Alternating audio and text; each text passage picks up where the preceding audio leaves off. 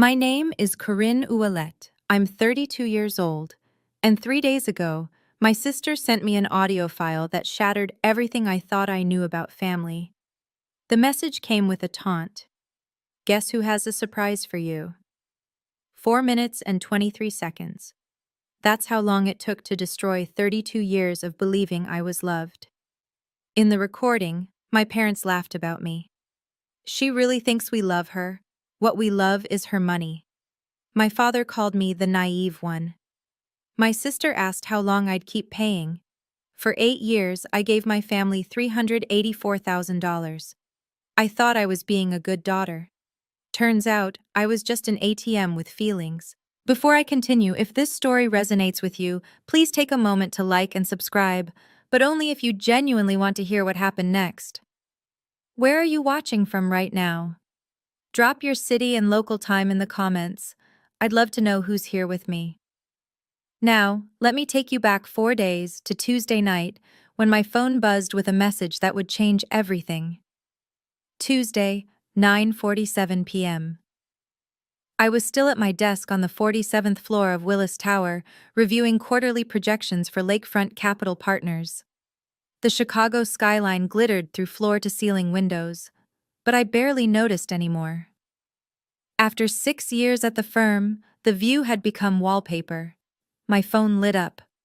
Madison, I should explain something first. My life looked successful on paper.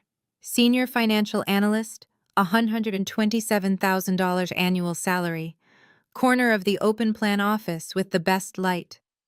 But every month, like clockwork, a significant portion of that salary vanished into my family's accounts.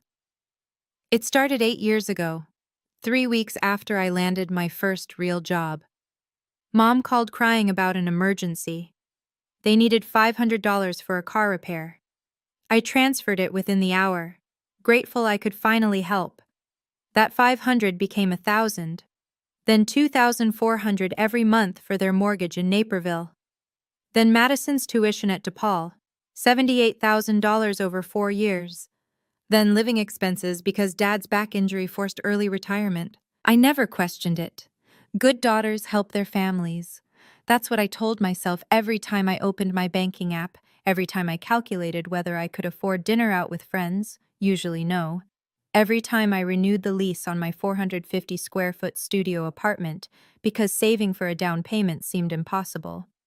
$384,200. I know the exact number because I calculated it that night, sitting in my dim apartment, listening to my parents laugh about how easy I was to manipulate. But I'm getting ahead of myself. That Tuesday night, I was still the version of Corinne who believed she was loved. The version who saw Madison's name on her phone and smiled, thinking maybe her little sister just wanted to chat. I was wrong. Madison is 26. She graduated from DePaul 3 years ago with a marketing degree I paid for, and she's been finding herself ever since. That's how Mom phrases it. Finding herself apparently requires living rent-free in our parents' house, posting Instagram stories from brunch spots I've never been to, and cycling through entry-level jobs every 8 months because she gets bored. I used to defend her. She's young, she'll figure it out. Some people need more time. What I didn't know, what I couldn't have known, was that while I was working 60-hour weeks and eating microwave dinners alone in my studio, Madison was shopping at Nordstrom with a credit card attached to my account. Mom had added her as an authorized user 6 months ago. She never asked me. I found out when I checked my statement after seeing the audio file's timestamp. But that discovery came later. That Tuesday, I still believed my family loved me. I still believed the sacrifices meant something. I still believed that when Mom called me her responsible one and Madison her free spirit, it was affection, not a code for who pays and who plays. The family group chat that week had been typical. Madison complained about being broke while wearing a $400 jacket in her selfie. Mom reminded everyone about the 35th anniversary party on Sunday.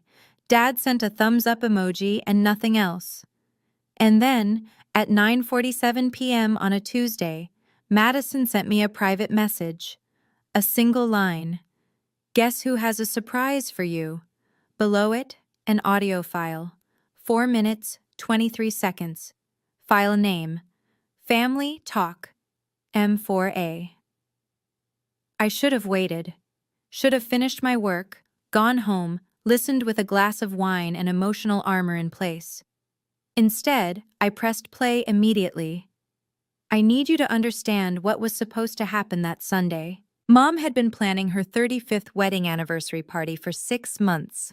The venue, Oakbrook Hills Country Club, the kind of place where membership costs more than my annual rent. 85 guests were invited. Aunts, uncles, cousins, neighbors from the church, Dad's former colleagues from the electrical union, Mom's book club.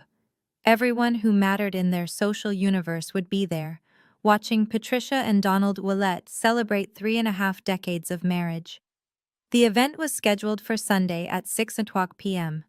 White tablecloths, crystal chandeliers, a banner that read, 35 years of love.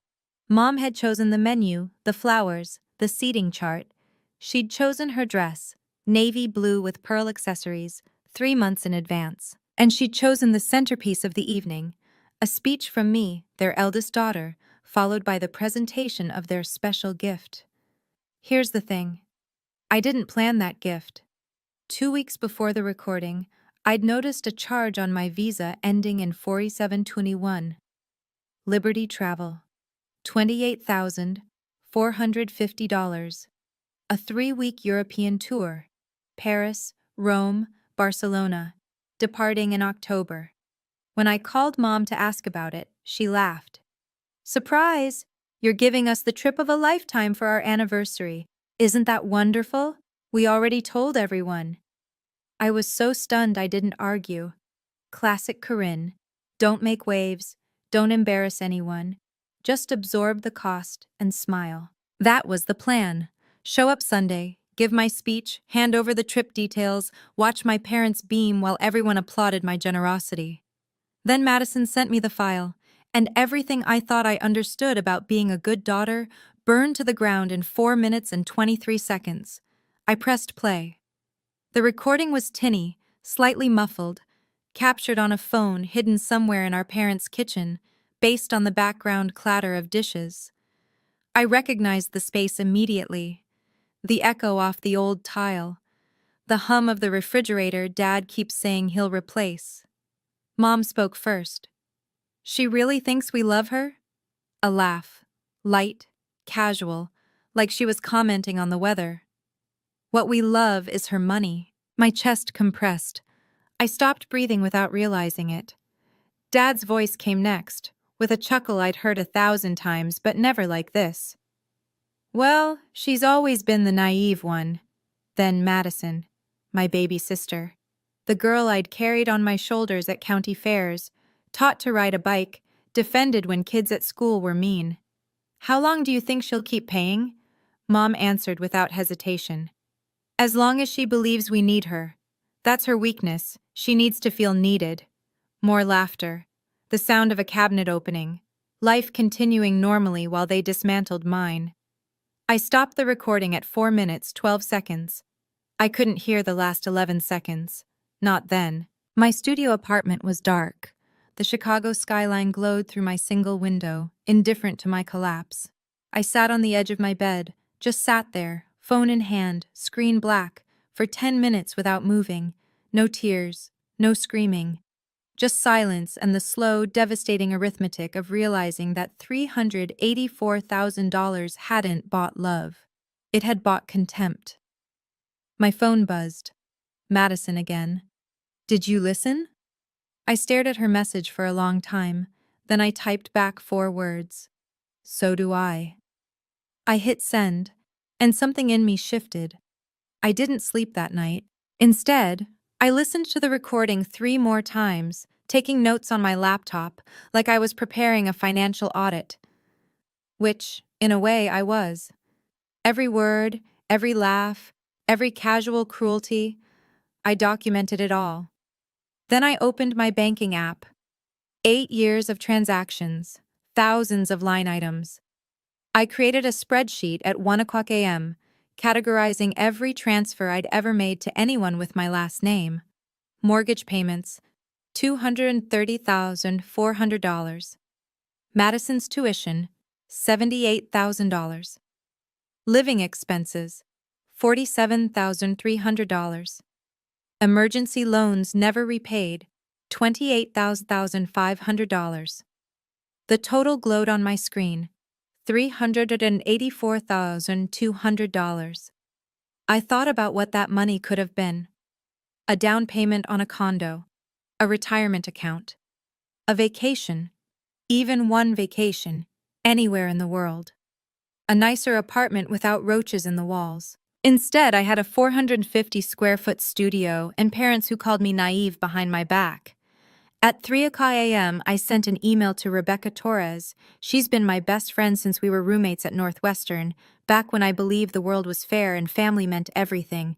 Now she's a lawyer at Morrison & Associates, specializing in financial disputes. I need to talk. It's about my family and $380,000. Her reply came at 3:12 a.m. She'd always been a night owl. Coffee tomorrow, 8 a.m. Intelligentsia on Randolph. I'm already clearing my schedule. At 3:47 a.m., Madison replied to my "so do I" message. What's that supposed to mean? I stared at those laughing emojis for a long time. My little sister, who'd sent me that recording not as a warning or an apology, but as entertainment, to see how I'd react, to watch me squirm. I turned off my phone. For the first time in 8 years, I chose silence over appeasement. Wednesday, 8 a.m. Intelligentsia Coffee, Randolph Street. Rebecca was already there when I arrived, 2 oat milk lattes on the table and her legal pad out. That's Rebecca, prepared for everything, even before she knows what she's preparing for. She's 33, Cuban-American, sharp enough to cut glass. We'd lived together for 3 years in a cramped off-campus apartment, eating ramen and dreaming about the lives we'd build. She'd gone on to Georgetown Law. I'd gone into finance. She'd never once asked me for money. Play it, she said before I even sat down. I did. Rebecca listened with her lawyer face on, neutral, analytical, giving nothing away. When it finished, she sat back and let out a long breath. Financial exploitation within a family context. It's more common than you'd think, but that doesn't make it less devastating. She reached across the table and squeezed my hand. I'm so sorry, Corinne. Is it? I hesitated. Is the recording legal? Madison made it, in their house. Illinois is a one-party consent state for recordings. Madison was present, so technically she consented by being there. It's admissible if you ever needed it to be. Rebecca pulled out her phone. Send me the file. I want to check the metadata. I airdropped it to her. She opened it in some app I didn't recognize, scrolling through data. Timestamp shows last Sunday at 2:34 p.m. No signs of editing or splicing. This is authentic. The word hit me like a physical blow. Authentic. My parents' contempt, verified by metadata. What do I do? Rebecca looked at me with the steady gaze that made her a terrifying opposing counsel. First, you freeze that credit card, today. Then you cancel that trip they booked without permission. And then? She paused. Then you decide what you want to happen next. Thursday, 8 a.m. I called Chase Bank from my desk at work, keeping my voice low and professional while my heart hammered against my ribs. I need to freeze the visa ending in 4721, immediately. The representative asked security questions. I answered on autopilot. Yes, my mother's maiden name. Yes, the street I grew up on. Funny how family details become passwords, little keys to doors they can no longer open. Your card is now frozen, Ms. Willett. Is there anything else? 8:15 a.m. Liberty Travel. I need to cancel reservation number LT2847591, a European tour booked under Patricia Ouellette. I see that reservation, ma'am. Are you the card holder? Yes, Corinne Ouellette. The charge was made without my authorization. A pause. Keyboard clicking. I can process that cancellation. You're within the 72-hour modification window, so you'll receive a full refund. $28,450 will be credited within 5 to 7 business days. 8:32 a.m. An email to payroll. Please cancel the recurring monthly transfer of $2,400 to the account ending in 6672, effective immediately. Send.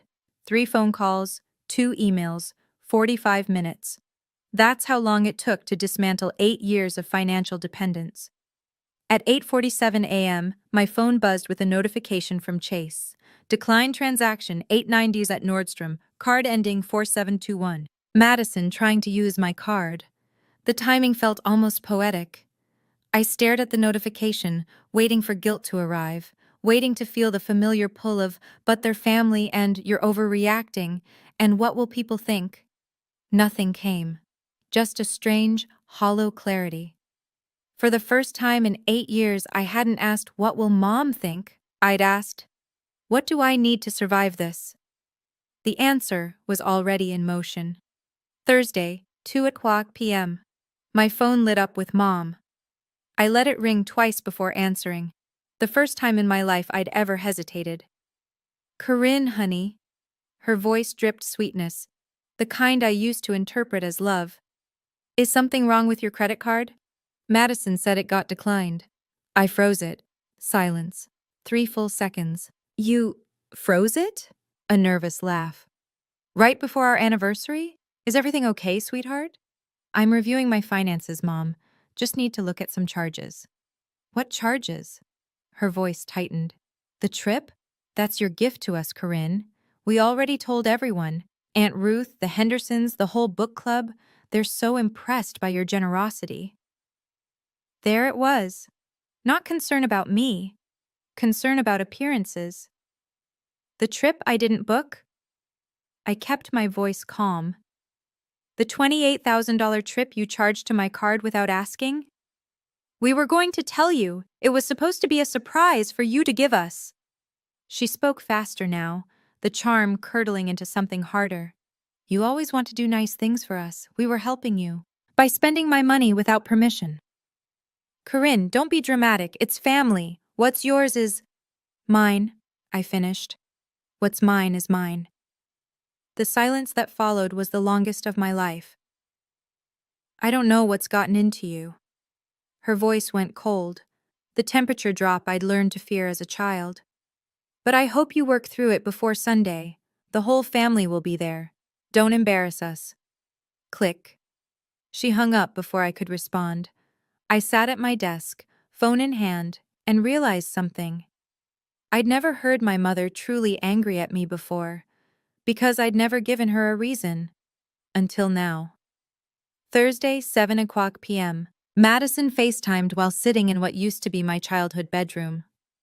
I recognized the faded lavender walls, the window overlooking the backyard. Mom had converted it into a guest room years ago, but Madison had colonized it temporarily after graduation. 3 years ago. "Chère sœur," she drawled, using the French she'd picked up from 2 weeks in Montreal. "You've caused quite the stir." "Have I?" "Mom's been stress cleaning for 3 hours. Dad locked himself in the garage." She laughed, leaning back against my old pillows. "I have to say, I didn't expect this reaction. You're usually so accommodating." "Why did you send me that recording, Madison?" She tilted her head, a smile playing at her lips. "Honestly, I wanted to see what you'd do. You're always so perfect, so responsible, so I'm the good daughter. I was curious when you'd finally snap. So this was entertainment for you." "Don't be dramatic." The same phrase Mom used, the same dismissive tone. "I thought you'd cry, call Mom, and everything would smooth over by Sunday. I didn't think you'd actually do anything." "What did they tell the family about the money I send?" Madison shrugged. "That you volunteer it, that you feel guilty for being more successful and want to help, that you insisted." She examined her manicure. "The whole family thinks you're desperately seeking their approval through your wallet." My chest tightened, but I kept my face neutral. "Are you coming Sunday?" Madison asked. Mom's worried. Well, worried. Air quotes.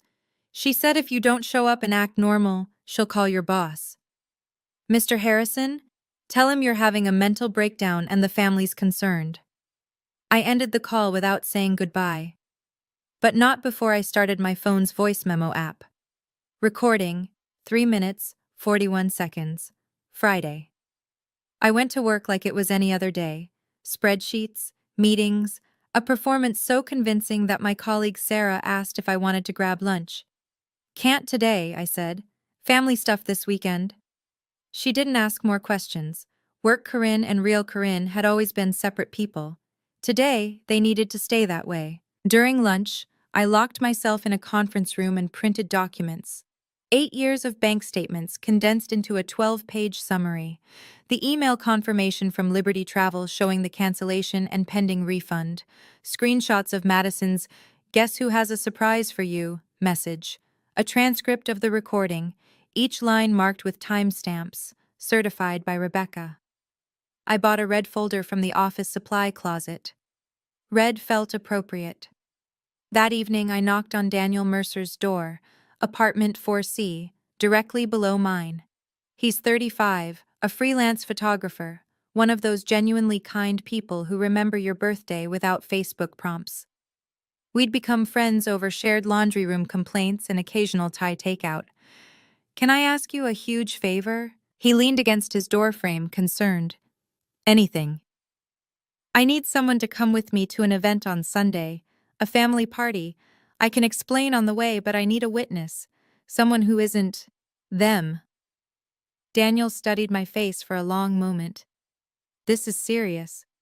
The most serious thing I've ever done." "Then I'm in." No hesitation. "What time do we leave?" We agreed on 5 p.m. Sunday. As I turned to go, he handed me a business card. "My therapist, Dr. Ellen Park. Whatever happens Sunday, you should talk to someone professional afterward. Not because you're broken, because this stuff leaves marks." I took the card. "Thank you for not telling me to forgive and forget." "Some things," Daniel said quietly, "shouldn't be forgotten." Saturday. My phone became a battlefield. 900 a.m. Aunt Ruth. "Corinne, sweetheart, your mother called. She's devastated. Whatever happened, I'm sure it's a misunderstanding. Family forgives, dear. That's what we do." 11:30 a.m. Uncle Frank. "Hey, kiddo, your dad mentioned you're having some financial troubles. Need a loan? I can wire you a few hundred to get through the month." Financial troubles. That's how they'd framed it. 2:00 p.m. Cousin Lisa. "Is it true you're not coming to the anniversary? Everyone's talking about it. Mom says Aunt Patricia's been crying all day." 4:30 p.m. Grandmother's landline. "Corinne, this is Grandma. I don't understand what's happening, but your mother is very upset. Please don't make a scene tomorrow. The family's reputation." I listened to each message without responding. The narrative was already solidified. Corinne was having a breakdown. Corinne was being selfish. Corinne was jeopardizing the family's special day because she had issues. Mom had worked fast. In 36 hours, she'd contacted every relative, seeding a story that painted her as the victim and me as the unstable daughter who needed managing. But then, at 6:47 p.m., a different message arrived.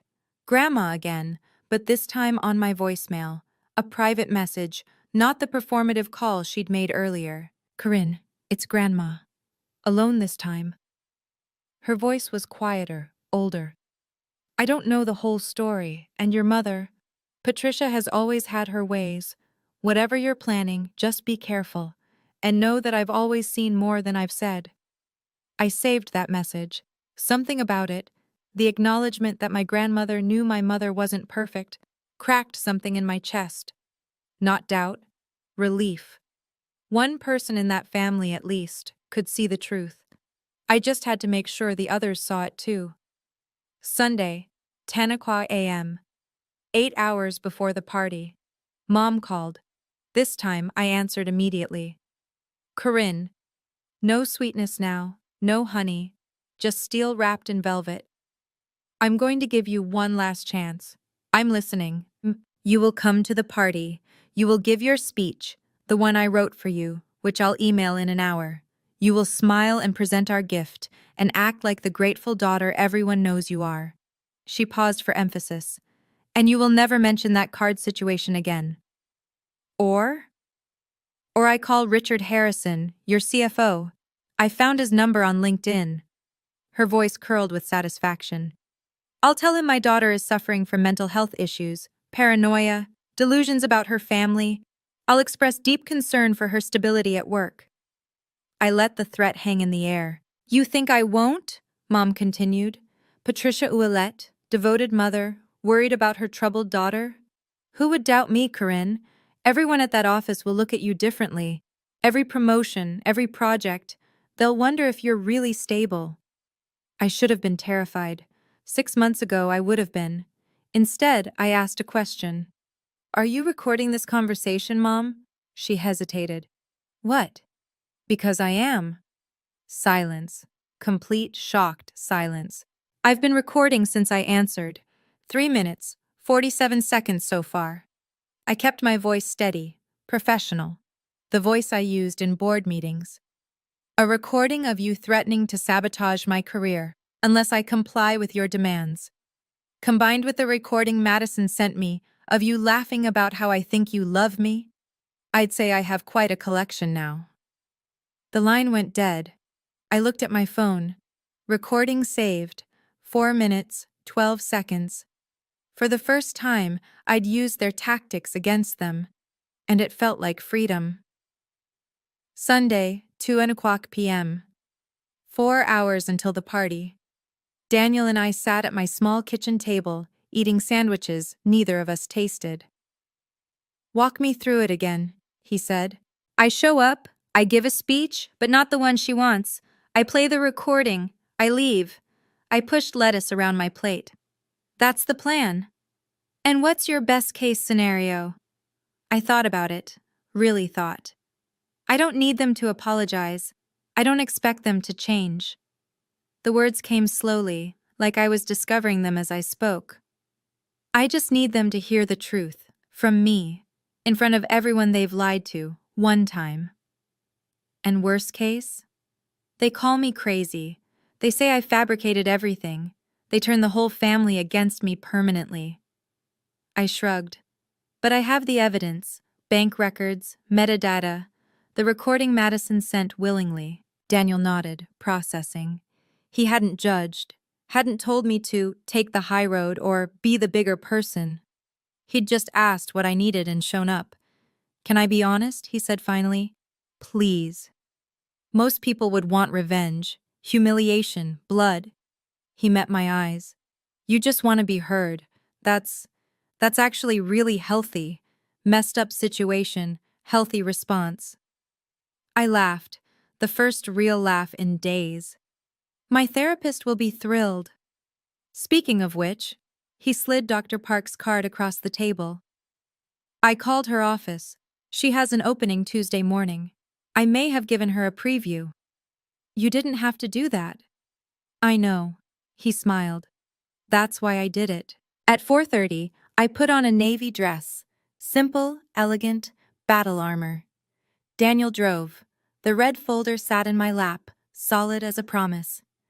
We didn't speak during the drive. Some silences say everything. Oak Brook Hills Country Club. Sunday, 5:45 p.m. The parking lot was already full. BMWs, Lexuses, the occasional Mercedes. My parents' social circle took presentations seriously. I'd borrowed Daniel's Honda Civic, which felt like showing up to a black tie event in jeans. Appropriate somehow. The grand ballroom glowed through tall windows, crystal chandeliers, white tablecloths, a banner in elegant script. 35 years of love, Patricia and Donald. 10 round tables, 85 guests, flower arrangements that probably cost more than my monthly grocery budget. This was my mother's kingdom. She stood at the entrance in her navy dress and pearls, greeting guests with the warm smile she'd perfected over decades of church functions and neighborhood barbecues. The devoted wife, the loving mother, the woman everyone admired. She saw me approach. Her smile didn't waver, not in front of witnesses, but her eyes went sharp. Corinne. She pulled me into a hug, her arms like a vice, her lips at my ear. You do anything to embarrass me tonight, and I will destroy you. I hugged her back, keeping my voice equally low. You've been doing that for 8 years, Mom. Tonight, I'm just telling people about it. She released me, her face frozen in that public smile.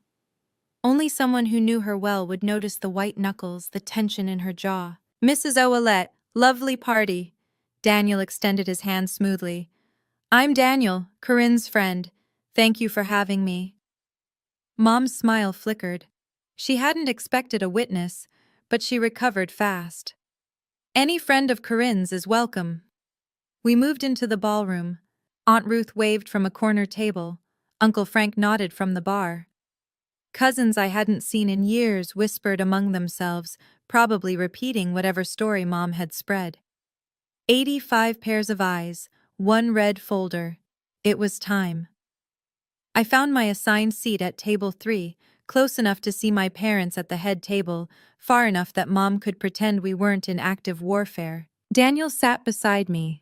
Aunt Ruth was across the table, along with Uncle Frank, Cousin Lisa, and 2 family friends whose names I'd never learned.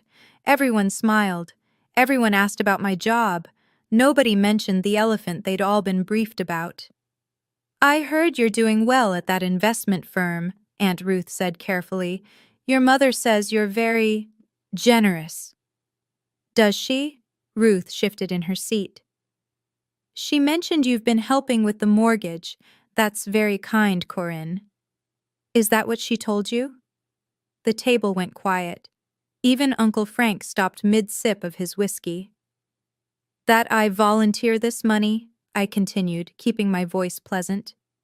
That I insist on paying because I feel guilty about my success? That I beg them to let me help? Well, Ruth's eyes darted toward the head table, where Mom was watching. Something like that. Interesting. I let the word hang, didn't explain, didn't elaborate. Just returned to my salad and let them marinate in confusion. From across the room, Madison stared at me. She'd dressed in white, virginal, innocent, probably intentional. She looked nervous. Good. At 6:45, the event coordinator tapped the microphone. Good evening, everyone. On behalf of the Ouellette family, thank you all for celebrating this wonderful milestone. Before dinner is served, we have a special presentation. She consulted her cards. Please welcome Corinne Ouellette, the couple's eldest daughter, who will say a few words and present a very special gift. Applause. Warm, unsuspecting applause. I stood, picked up the red folder, caught Daniel's eye. He nodded once. I walked toward the stage and 85 people had no idea what was coming. Before I tell you what happened next, I want to pause here for a moment. Because this, right now, is the point where most people would tell me to stay silent. Keep the peace. Be the bigger person. Let the lies continue. Have you ever been in that position? Where everyone expects you to swallow your truth so they can stay comfortable? Drop a comment and tell me. What would you do right now? Give the speech my mother wrote, or tell the truth? If you're still here with me, hit that like button. Not for the algorithm. For every person who's ever been told their pain doesn't matter because it's family. Okay, let me tell you what I said when I reached that microphone. The microphone was cool in my hand, the spotlight warm on my face. I looked out at the crowd, aunts and uncles who'd watched me grow up, neighbors who'd attended my high school graduation, strangers who only knew the version of Corinne my parents had marketed. The dutiful daughter, the generous one. Thank you all for being here tonight. My voice came out steady, surprising, given the earthquake happening inside my chest. 35 years of marriage is an incredible milestone, and I have so many memories of this family. I paused. Summer camping trips, Christmas mornings, Dad teaching me to change a tire in the driveway. I saw my parents relax slightly. This sounded right. This sounded like what Mom had scripted. But tonight, instead of talking about the past, I want to talk about the present. I took a breath. About what family really means. The first ripple of confusion crossed the crowd. 8 years ago, I got my first real job, And I was so proud, so grateful to finally be able to help my family. I kept my voice calm, measured. Mom needed help with the mortgage. Dad's injury made things tight. Madison needed tuition. I was happy to contribute. Mom's smile was calcifying. Dad had gone pale. And I did contribute, every month, without fail, for 8 years. I paused. I calculated the exact amount recently. Would you like to know what it is? No one answered. No one moved. $384,200. Gasps. Whispers. Aunt Ruth's hand flew to her mouth. That's how much I've given to this family. I looked directly at my mother. And last week, I learned exactly what that money bought me. Mom started to stand. I kept talking. Let me break it down, I said, opening the red folder. $2,400 a month for the mortgage. That's $230,000 over 8 years. The murmuring grew louder. People were doing mental math, expressions shifting from polite interest to genuine shock. $78,000 for Madison's tuition at DePaul. I glanced at my sister, who had frozen mid-reach for her water glass. You're welcome, by the way. Corinne, Mom's voice cut sharp across the ballroom. $1,500 a month in living expenses, I continued over her. $47,300, plus assorted emergencies totaling another $28,500, none of which were ever repaid. This is not appropriate. Mom was standing now, moving toward the stage.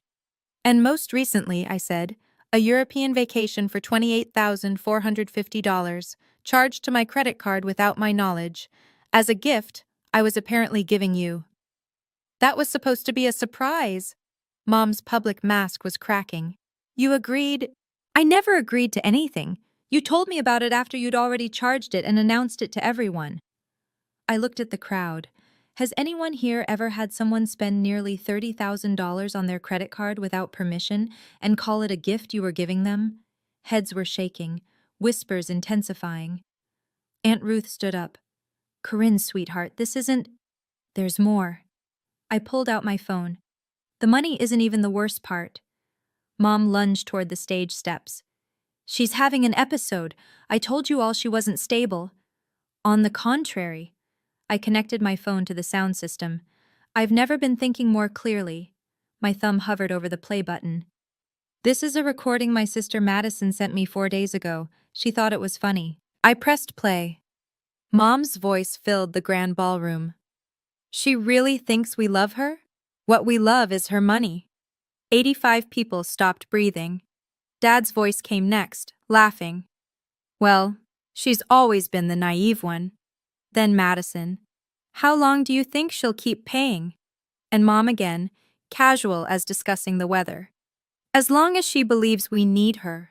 That's her weakness. She needs to feel needed.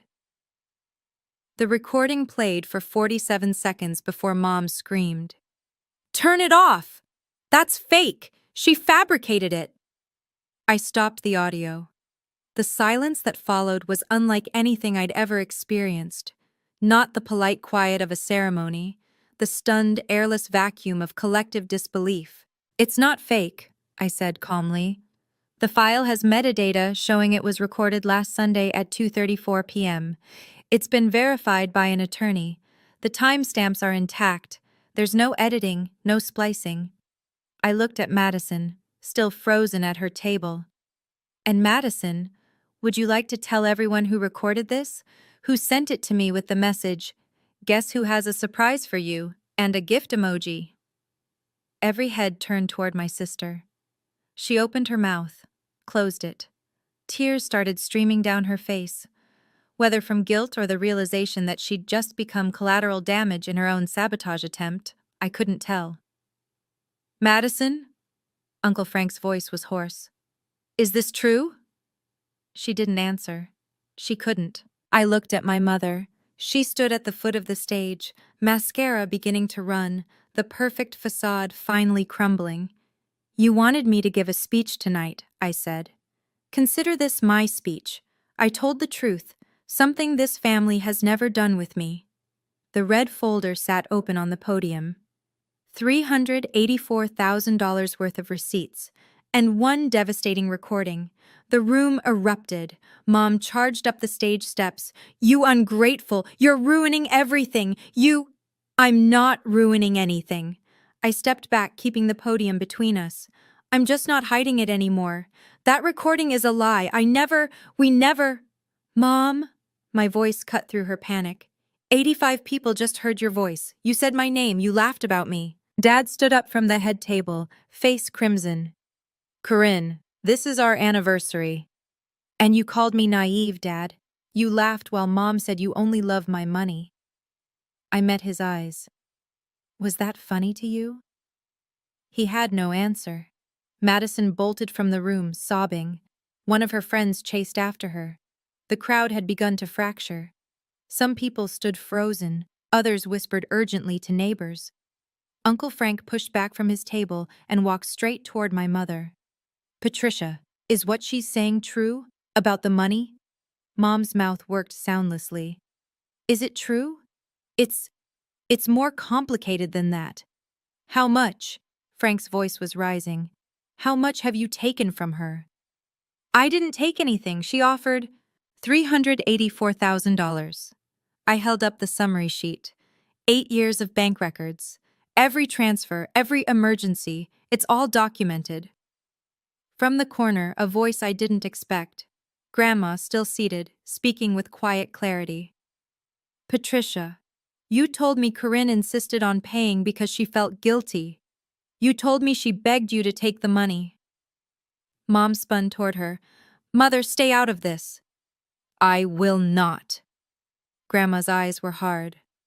"I spent 60 years building this family's reputation, and you've been lying to all of us." Something cracked in Mom's expression. For the first time in my life, I saw her without a script. The chaos continued swirling. Voices, accusations, the scrape of chairs. But I found a strange pocket of calm at the center of it all. I picked up the red folder and stepped down from the stage. "I'm not here for revenge," I said, loud enough for those nearby to hear. "I'm here to set a record straight." Mom intercepted me at the foot of the stairs. Up close, I could see the panic beneath her rage, the desperate calculation of someone watching their carefully constructed world collapse. "You've destroyed this family," she hissed. "No, I've told the truth about it." I looked at the scattered guests, some leaving, some clustering in shocked conversation, some watching us like we were a car accident they couldn't look away from. "I want to be clear about something," I announced to whoever was still listening. "I'm not asking for repayment. I'm not suing anyone. I'm not trying to punish." I placed the red folder on the nearest table. "I'm simply done. No more monthly transfers. No more emergency loans. No more credit cards used without permission." I paused. If my parents need genuine help in the future, real help, not luxury vacations and shopping sprees, I'm willing to have a conversation. But it will be an honest one. The first honest conversation this family has ever had. Dad sank into the nearest chair, head in his hands. Mom stood rigid, vibrating with fury she couldn't express in front of witnesses. I turned to Grandma. "I'm sorry this happened at a party," I said quietly. "But it was going to happen somewhere. At least now you know." She reached out and squeezed my hand. Her grip was stronger than expected. "I know," she said. "I should have known sooner. I'm sorry I didn't." I kissed her cheek, then I walked toward the exit. The evening air hit my face like cold water. Daniel was right behind me, silent and solid. We crossed the parking lot without speaking, gravel crunching underfoot, the sounds of the party, raised voices, someone crying, fading behind us. I didn't look back. We'd almost reached his car when someone called my name. "Corinne, wait." Grandma stood at the country club entrance, leaning on her cane. The walk across the parking lot had cost her. I could see her breathing hard, but she'd come anyway. I met her halfway. I wanted to say something. Her eyes were bright, though whether from tears or the evening chill I couldn't tell. "You were right. Your mother, I've made excuses for her my whole life. That's just Patricia. She means well. Family is family. She shook her head. I should have seen it sooner. I should have protected you. You didn't know. I didn't want to know. There's a difference. She gripped my arm. Don't let her convince you that you're the villain tonight. You told the truth. That took more courage than anything anyone in that ballroom has ever done. I hugged her, carefully, mindful of her fragile frame. Thank you, Grandma. Take care of yourself, she pulled back. And don't answer your phone for a few days, trust me. I laughed, despite everything. Sound advice. Daniel and I drove away as the sun set over Oakbrook. In the rearview mirror, I could see people trickling out of the country club, clustering in confused groups, probably trying to process what they'd witnessed. How do you feel? Daniel asked. I thought about it. Really thought. Like I've been holding my breath for 8 years, I said finally. And I just exhaled. The Chicago skyline glittered ahead. For the first time, it felt like home. My apartment had never felt quieter. I sat by the window at 10 o'clock p.m., the city lights blurring through glass that needed cleaning. My phone lay face down on the table. I'd silenced it hours ago after the notifications became unbearable. 47 missed calls by my last count. 23 text messages. Probably more by now. I didn't look. Instead, I sat with the silence and let myself feel everything I'd been suppressing since Tuesday night. The grief came first, not for the confrontation, but for the family I'd thought I had. The parents who'd held me as a baby, cheered at my graduations, told me they were proud. Had any of it been real? Or had I always been an investment to them, valued only for returns? The tears came without warning. I hadn't cried since listening to that recording the first time. 4 days of logistics and planning and carefully maintained composure. Now, alone in my studio apartment with the city lights as my only witness, I finally broke. I cried for the 10-year-old who just wanted her parents to be proud. I cried for the 22-year-old who gave away her first paycheck trying to prove she was enough. I cried for the 32-year-old who just learned that enough was never going to happen. At 11 o'clock p.m., I called Rebecca. I did it, I said, voice hoarse. I saw your dad called me twice. Didn't answer. Rebecca's voice was warm. How are you? Really? I don't know. I think I'm sad. But also, relieved? Both can be true. Did I do the right thing? She was quiet for a moment. You did the necessary thing. Those aren't always the same, but tonight, they were. I hung up and lay down on my bed. For the first time in years, I slept without dreaming about what I owed anyone. The aftermath came in waves. Monday. Aunt Ruth called. Her voice completely changed from the family forgives message 2 days prior. Corinne, I had no idea. Your mother told us you insisted, that you felt guilty about your success and wanted to contribute. We all believed. She trailed off. I'm so sorry I didn't ask more questions. Thank you for calling, Aunt Ruth. I'm not calling just to apologize. Her voice hardened. I told Patricia what I think of her. We won't be speaking for a while. Tuesday. An email from Madison. Surprisingly long, surprisingly bitter. You ruined my life. I lost my job because my boss is friends with Aunt Sarah and now everyone knows. Are you happy? You got your revenge. I typed back 4 sentences. You sent me that recording to watch me suffer. You laughed about it. Your choices, your consequences. I hope you learn from this. Wednesday. 3 of Dad's friends from church sent formal notes of apology. Actual paper cards mailed to my apartment. They'd believed my parents' version for years. They'd thought Corinne Willette was a desperate girl buying affection. Now they knew better. The country club sent an invoice to my parents for the party, marked payment required within 14 days. Apparently having a public scandal at your event affects your membership standing. I learned this from Uncle Frank, who called to give me what he called the situation report. Your parents are refinancing the house, Without your payments, they can't cover the mortgage, he paused. I'm not saying that to make you feel guilty. I don't, I said, and I meant it. 12 family members had stopped speaking to my mother as of Wednesday night. I kept count, not for satisfaction, but for proof that the truth had consequences. 2 weeks after the party, Mom posted on Facebook a carefully crafted paragraph about family struggles and respecting privacy during difficult times. Comments poured in, mostly sympathy, a few probing questions, one pointed response from cousin Lisa that got deleted within minutes. The spin cycle was beginning. I'd expected it. My mother had never met a narrative she couldn't reshape. But then she called me. Are you satisfied now? Her voice was cold, controlled. The mask back in place, just cracked around the edges. The whole church knows. My book club dropped me. Barbara Henderson won't return my calls. And that's my fault? You publicly humiliated us, Corinne. At our anniversary. Do you understand what you've done? I told the truth, Mom. Something you've never tried. The truth, she laughed bitterly. You think anyone cares about truth? They care about appearances, respect, stability, things you destroyed in 5 minutes. I destroyed them? I let that hang. You said, on recording, that you don't love me. You only love my money. That was taken out of context.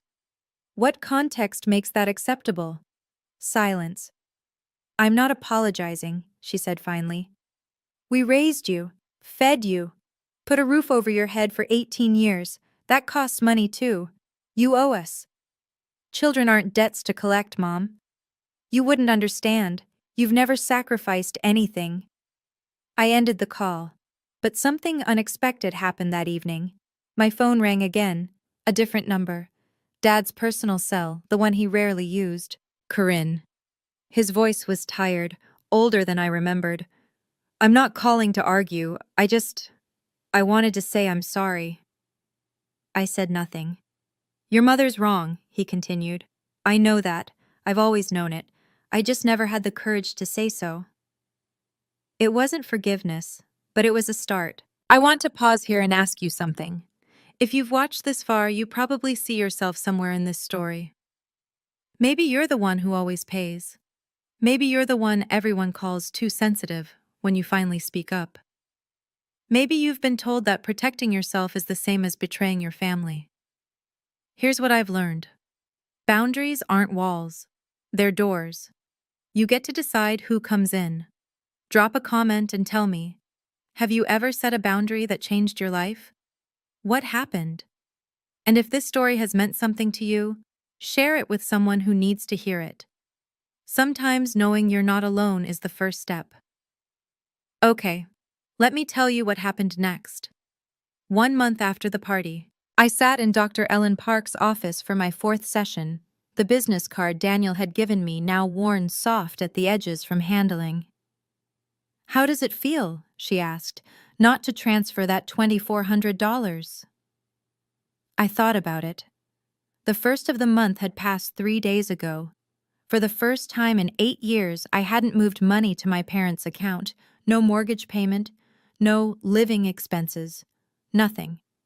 Terrifying, I admitted. And also, light, like I put down a backpack I didn't realize I was carrying. Dr. Park nodded. Guilt can feel like responsibility. They're not the same thing. That afternoon, I did something I'd never done. I walked into a real estate office. I'm looking to buy a condo, I told the agent, a cheerful woman named Sandra. 2 bedrooms, Lincoln Park area if possible. She pulled up listings. With my salary, my full salary, no longer siphoned away, and my credit score, I qualified for more than I'd imagined. You could be in a place by spring, Sandra said. Let me show you some options. I looked at pictures of sunlit kitchens and balconies overlooking tree-lined streets, spaces that were mine, truly mine. No one else's name on the deed, no one else's expectations built into the walls. That evening, Daniel and Rebecca came over for dinner. I cooked, actually cooked, not microwaved, for the first time in months. To new beginnings, Daniel said, raising his glass. Rebecca clinked hers against it. To Corinne, who finally chose herself. I looked around my tiny studio, soon to be traded for something bigger. These two people, friends who'd shown up without conditions, without invoices, they were my family now. The blood kind was optional. This kind was chosen. 3 months after the party, Dad sent an email. Not a text, not a call, an email, like he needed the distance of written words to say what he couldn't speak aloud. Corinne, I've been thinking a lot about the last 32 years, about the kind of father I was and the kind I should have been. I always knew your mother went too far. I knew the money situation was wrong. I knew you were being used. And I said nothing. I told myself it was easier to stay quiet than to fight her. I told myself you seemed fine, so it must be okay. Those were lies I told myself so I could sleep at night. I don't expect forgiveness. I don't deserve it. But I want you to know that I love you, not for your money, for you. I should have said that a long time ago. If you're willing, I'd like to see you, without your mother, just to talk. Dad. I read the email 3 times before responding. We met at a coffee shop near my apartment. Neutral ground, my territory. He looked smaller than I remembered, grayer, like the last 3 months had aged him a decade. Thank you for coming, he said. I almost didn't.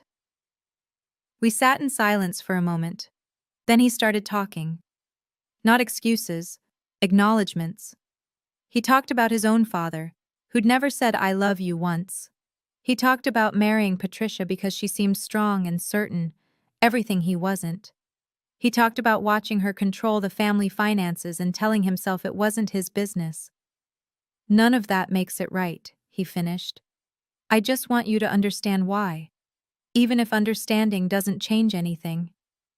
I can have a relationship with you, I said carefully, but not if Mom's part of it. He nodded slowly. I understand. 6 months after the party, Mom never apologized. I didn't expect her to. Through the family grapevine, mostly Aunt Ruth, who'd become my unexpected ally, I learned she'd rewritten the story entirely. In her version, I'd had a mental breakdown, stress from work probably. The recording was manipulated or taken out of context.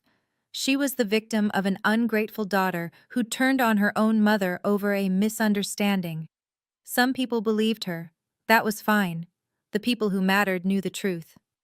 Madison sent one final message before blocking me on everything. I hope you're happy with what you've done. You took everything from us. Mom cries every day. Dad barely talks.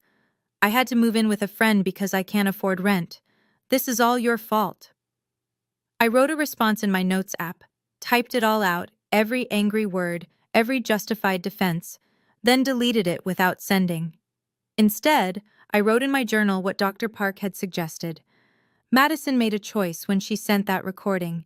She wanted to hurt me. She succeeded, but not in the way she intended. I can grieve the sister I thought I had without taking responsibility for the sister she chose to be. The door wasn't locked. If Madison ever wanted to have an honest conversation, a real one, with accountability and growth, I'd listen, but I wasn't going to chase her. I'd spent 32 years chasing my family's approval. I was done running. Some relationships can heal, some can't. The wisdom is knowing which is which and accepting that you can't control anyone's choices but your own. I chose peace. Whatever they chose was their business. 6 months after the party, March, I signed the papers on a Wednesday afternoon, a 2-bedroom condo in Lincoln Park with exposed brick walls and windows that caught the afternoon sun. My name on the deed, nobody else's. The housewarming party was small. Rebecca, Daniel, a few colleagues from work who'd become actual friends. Dad came alone, awkward in the corner, but trying. And Grandma, who'd insisted on bringing her famous apple pie despite barely being able to walk. I'm proud of you, she said, surveying the empty rooms that would soon be filled with furniture I'd chosen myself. Not just for this place, for all of it. Even the party? She smiled, that sharp intelligence still bright behind her aging eyes. Especially the party. Someone needed to say what everyone was thinking. I'm just sorry it had to be you. Rebecca raised her glass as we gathered in the living room. To Corinne Willette, who bought a condo, got an 8% raise, and started a blog that has, she checked her phone, 12,000 subscribers, all in 6 months. The blog had been an accident. I'd started writing anonymously about financial boundaries in families, expecting maybe a handful of readers. Instead, the messages poured in. Thousands of people who recognized themselves in my story, who'd given too much for too long to people who only loved what they could take. I wasn't alone. None of us were. To new beginnings, Daniel said. We clinked glasses. Through the window, the March evening softened over the city I'd lived in for a decade but never quite claimed as mine. This apartment, these friends, this life, this was what I'd been paying for all along without knowing it. Not their approval. My freedom. 1 year after the party. I'm writing this from my living room, coffee cooling beside me, morning light spilling across the keyboard. The condo still smells faintly of the lavender candles Rebecca gave me last week. A lot has changed. I'm still a senior financial analyst, but I got promoted to lead a team of 4. My salary increased. My savings account has actual savings in it. I went to Hawaii last month, my first real vacation in 8 years. The blog has grown, 18,000 subscribers now. I write about boundaries, about financial abuse disguised as family duty, about the courage it takes to say no more. Every week I get emails from people who said they finally had the conversation with their own families. Some relationships survived it, some didn't. All of them are more honest. Grandma passed 3 months ago. I was there at the end, holding her hand. Mom didn't come to the hospice. She and Grandma had stopped speaking after the party. I gave the eulogy. It was easier than I expected. Dad and I meet once a month for coffee. It's not the relationship I dreamed of as a child, but it's real. He's in therapy now, working through his own history of silence and avoidance. We don't talk about Mom unless he brings it up, which is rare. Madison is still out there somewhere, still not speaking to me. Maybe one day she'll be ready to have an honest conversation. Maybe she won't. Either way, my life moves forward. That's the thing nobody tells you about setting boundaries. It doesn't fix everything. It doesn't make the pain disappear. What it does is give you room to build something new. And that's enough. More than enough. Before I go, I want to share something my therapist helped me understand. My mother grew up poor. Not tight budget poor. Wondering if there would be dinner poor. That kind of childhood leaves marks. It creates a scarcity mindset, a desperate need to control resources, a belief that security comes from accumulation. When I became successful, she didn't see a daughter to be proud of. She saw a solution to a fear that had haunted her for 60 years. Understanding that doesn't excuse what she did, but it explains it. And me? I was a textbook people pleaser. I needed to be needed because somewhere deep down, I believed that was the only way to be loved. Every time I sent money, I was really asking, am I enough now? Do you see me yet? The answer was always no, but I kept asking anyway, because I didn't know another way. Here's what I've learned, and what I hope you take from this story. First, if someone only shows up when they need something, that's not a relationship. That's a transaction. You deserve better. Second, being related by blood doesn't automatically mean being loved.